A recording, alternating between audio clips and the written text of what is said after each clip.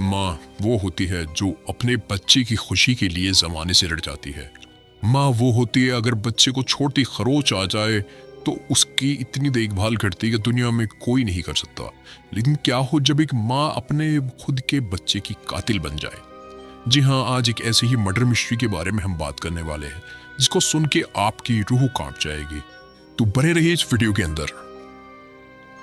जनवरी 2024 साल का पहला महीना, और एक पहले महीने में ही इतना बड़ा खुलासा और एक ऐसे मर्डर मिस्ट्री के बारे में हुआ जिससे पूरे देश में खलबली मच गई।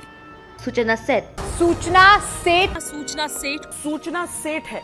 सूचना सेठ, जिसका जन्म बंगाल में हुआ था और उन्होंने अपनी पढ़ाई कोलकाता में की और पढ़ लिख कर काफी अच्छे पद पर एक कंपनी की सीईओ भी बनी।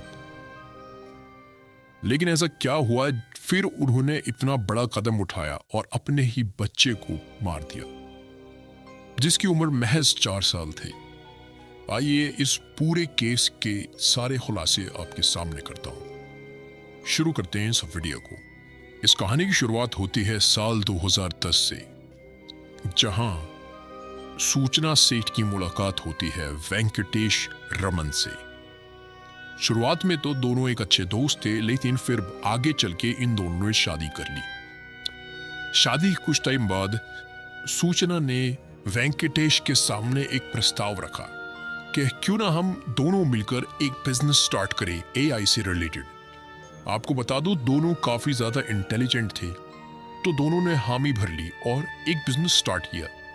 लेकिन आगे चल के वेंकटेश ने बिजनेस को छोड़ दिया क्योंकि वो बिजनेस उसके समझ से बाहर था। ऐसे करते करते इन दोनों के बीच में थोड़ा सा तनाव बढ़ने लगा। साल दर साल इन दोनों के बीच में दरार बढ़ती गई।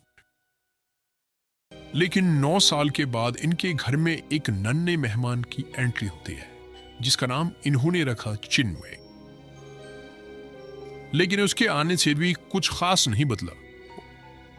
अक्सर होता है कि जब भी बच्चे का जन्म होता है तो माँ बाप बच्चे को बहुत लाड़ प्यार देते हैं और एक दूसरे की गलतियों को भी भुला देते हैं, लेकिन यहाँ पर ऐसा नहीं था।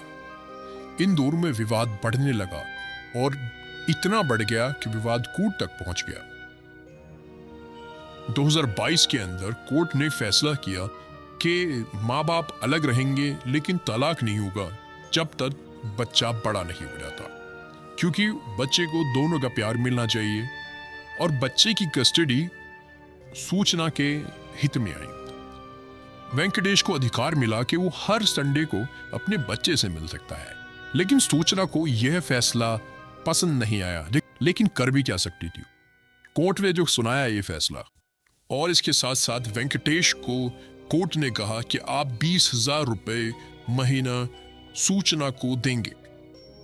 वेंकटेश इस बात पर एग्री हो गया, लेकिन जब भी वो संडे को अपने बच्चे को मिलने जाता था, सूचना उसको नहीं मिलने देती थी। कुछ भी बहाना कह के उसे भगा देती थी।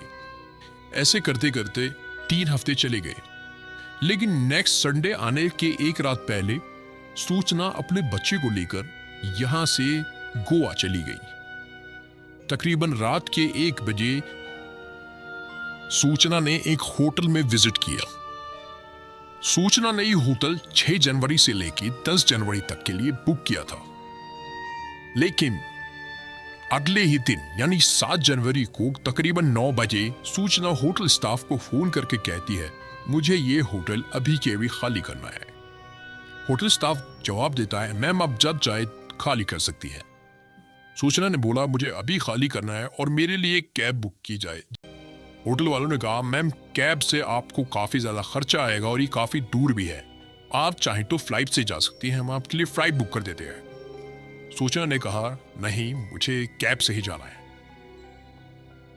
तो होटल वालों ने अपनी तरफ से कैब बुक की और काफी सारे कैब वालों ने मना कर दिया, क्योंकि यहां से तकरीबन 12 से 15 घंटे का रास्ता था गोवा से बेंगलोर तक का।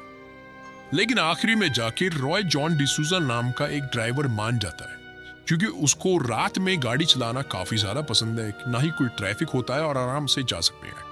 लेकिन जब उसने सुना बेंगलोर तक जाना है तो उसने किराया 15 की जगह 30,000 बोला, जो कि लगभग डबल था। तो होटल वालों को लगा जैसे ही हम ये बात मैम को बताएंगे वो मना ही कर देंगे, लेकिन सूचना ने इस पे हाँ कह दी और कहा कि कोई बात नहीं, ले लेगा जो लेना है उसे। तो रात के तकरीबन 1 बजे होटल की गेट पर गाड़ी आके रुकती है और सूचना अपना सामान रख के रवाना हो जाती है।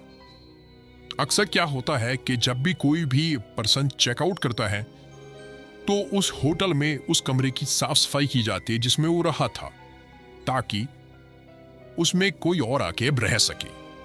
तो होटल वालों ने सूचना के जाने के तकरीबन 2 घंटे बाद उस कमरे की साफ सफाई करवाने के लिए एक लड़के को भेजा।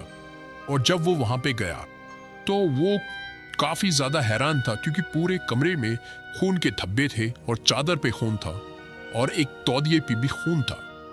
तो ये बात जाके उसने होटल स्टाफ को बताई और होटल स्टाफ ने ये सब देखने के बाद तुरंत पुलिस को फोन किया और पुलिस वहां पर पहुंची। पुलिस मौके पर पहुंचती है और कमरे की तलाशी लेती है। तलाशी लेने के बाद उनके सामने सभी चीजें क्लियर हो जाती है और कहती है कि हमें सीसीटीवी फुटेज दिखाओ। सीसीटीवी फुटेज देखने के बाद पुलिस कहती है कि इसके साथ इसका एक बच्चा आया था, लेकिन वो जाते टाइम तो नहीं है। तो पुलिस तुरंत के तुरंत सूचना को फोन करती है, लेकिन उसका फोन बंद जा रहा था। तो उस ड्राइवर को फोन किया जाता है जिसकी कैब में सूचना गई थी। तो ड्राइवर बात कराता है पुलिस की सूचना से और सूचना बोलती है कि मैंने उस बच्चे को अपने रिश्तेदार के यहाँ छोड़ दिया है और बाद में मैं उसे वहां से बुला लूंगी। तो पुलिस बोलती है कि चलो हम उस रिश्तेदार का एड्रेस दे दो। सूचना के एड्रेस बताने के बाद पुलिस की एक टीम वहां पर पहुंचती है। इस बात को तकरीबन 2 घंटे हो चुके थे, लेकिन वहां पर कोई भी घर नहीं है, न ही कोई ऐसा एड्रेस है जो सूचना ने पुलिस वालों को दिया था। पुलिस तुरंत ही ड्राइवर पे फोन करती है और एक लोकल लैंग्वेज में उससे बात करती है कि तुरंत के तुरंत एक नजदीकी पुलिस स्टेशन में पहुंचो और वहां के थानेदार से मेरी बात कराओ। और कहती है कि इसकी खबर बिल्कुल भी सूचना को नहीं होनी चाहिए। ड्राइवर ऐसा ही करता है और सूचना से कहता है कि आगे बहुत ज्यादा जाम लग रहा है, अगर हम इस रास्ते से गए तकरीबन 4 घंटे और बढ़ जाएंगे आपके सफर में। आप चाहो तो मैं एक शॉर्टकट से आपको ले जा सकता हूं। तो सूचना हाँ कह देती है और ड्राइवर उसको उस शॉर्टकट की जगह पुलिस स्टेशन की तरफ ले जाने लगता है। और तकरीबन 5 किलोमीटर बाद ड्राइवर कर्नाटक के चित्रदुर्गा इलाके के इमांगा थाने के अंदर गाड़ी को पार्क कर देता है और दौड़कर थाने के अंदर जाकर उसकी बात उस पुलिस अफसर से करवाता है। जब दोनों अफसर आपस में बात करते हैं तो तुरंत उस थाने का इंचार्ज उठकर आता है और गाड़ी की तलाशी लेता है। तलाशी के दौरान उसके अंदर एक बड़ा लगेज था। तो पुलिस ऑफिसर सूचना से कहता है कि इसको जरा खोल के दिखाइए, इसके अंदर क्या है। तो सूचना बिना घबराए उसको खोल देती है और उसके अंदर निकलता है कपड़े और कुछ खिलौने जो कि उसके बच्चे के थे, और सबसे नीचे जाके निकलती है उस बच्चे की लाश, जिसे देखकर पुलिस वाला चौंक जाता है और थोड़ी देर के लिए सहम जाता है। वो कहता है ये किसकी लाश है? सूचना कहती है ये मेरे बच्चे की लाश है। उसके चेहरे पे ना कोई डर था ना ही आंखों में खौफ। तो पुलिस वाला उससे पूछता है आखिर ये किसने किया है? तो सूचना कहती है मुझे नहीं पता, जब मैं रात को सोई थी जब मेरा बच्चा जिंदा था, लेकिन जब मैं उठी उसके बाद वो नहीं जिंदा था, मतलब मर चुका था। पुलिस को उसकी बात का बिल्कुल भी यकीन नहीं था, क्योंकि अब तक काफी बार झूठ बोल चुकी थी सूचना।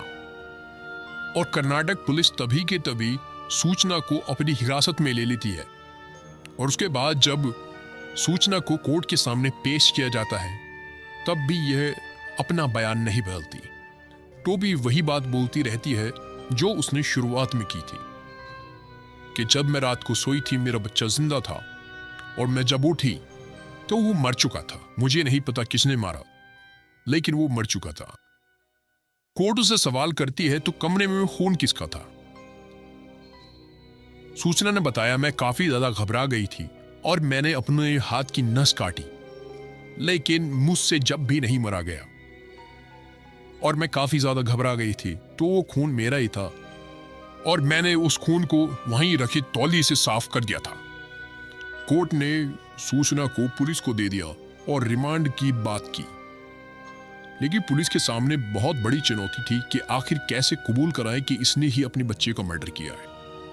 लेकिन तब तक पोस्टमार्टम की रिपोर्ट आ गई थी जिसमें लिखा था साफ साफ कि ये लाश मिलने के 15 घंटे पहले ही बच्चा मर चुका था और इसकी मौत या तो गला घोटकर या तकिए से इसका मुंह दबाकर की गई है। सूचना इस बात को नहीं मानती है और केस चलकर रहता है। जब पुलिस वाले उनकी कुंडली खंगालते हैं तो पता चलता है कि इन दोनों पति पत्नी के बीच में विवाद चल रहा था। यहां पे बात वेंकटेश की भी आ गई। वेंकटेश ने बताया कि कोर्ट ने मुझे हर संडे मिलने को कहा गया था अपने बच्चे से, लेकिन ये नहीं मिलने देते थे। जब जाके पुलिस वालों के दिमाग में सब चीज बात आ गई, वो नहीं चाहती थी कि उसका बच्चा अपने बाप से मिले और वो उसकी सारी खुशियों को छीन लेना चाहती थी, यानी अपने पति को खुश नहीं देखना चाहती थी वो बिल्कुल भी। आखिर कैसे अपने बच्चे को देख के वो खुश रह सकता है, तो उसने उस खुशी को ही उससे छीन लिया। लेकिन पुलिस वाले इस चीज को साबित नहीं कर पा रहे हैं अभी भी। तकरीबन 2 महीने बाद सूचना के पिता ने कोर्ट में याचिका डाली कि सूचना मानसिक तौर पर ठीक नहीं है तो उसको बेल दी जाए। अभी इसके ऊपर कार्रवाई चल रही है, हो सकता है वो इस केस से बरी भी हो जाए क्योंकि सूचना काफी ज्यादा पढ़ी लिखी है और उसको पता है कि इस चीज से कैसे बचा जाएगा। खैर, कानून तो सबके लिए ही बराबर है, या ना तो ऊपर वाले की यहाँ सही। उसको जवाब तो देना ही होगा कि आखिर क्यों उसने अपने बच्चे को मार दिया। आखिर आपको ये कहानी कैसी लगी हमें जरूर से बताना, और ऐसी ही मर्डर मिस्ट्री को और ज्यादा जानने के लिए हमारे चैनल को सब्सक्राइब जरूर से करना। धन्यवाद।